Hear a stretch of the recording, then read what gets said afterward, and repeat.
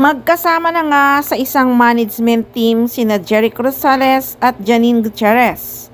Ayon nga sa ulat, iisa na ang manager ni Jericho Rosales at Janine Gutierrez na nagpapatibay sa mga usap-usapan na binitbit o dinala ni Jericho ang aktres sa kanyang management team.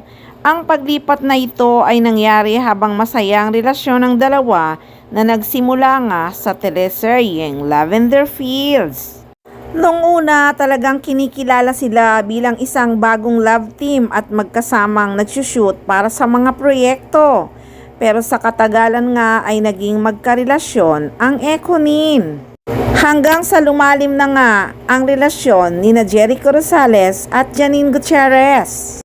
Kinakiligan din talaga ng sobra ang relasyon ng Ekonin, lalo na nga nung nag-all out ang dalawa.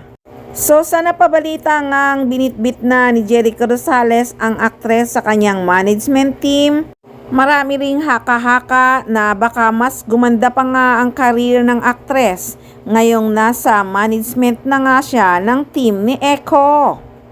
Wala pang confirmation dito si Janine Gutierrez pero may isang source na nga ang nagsabi na nasa team management na nga ni Jericho Rosales ang actress. At may buena mano na nga si Janine Gutierrez, may post kasi ang actress na first day of shoot this year.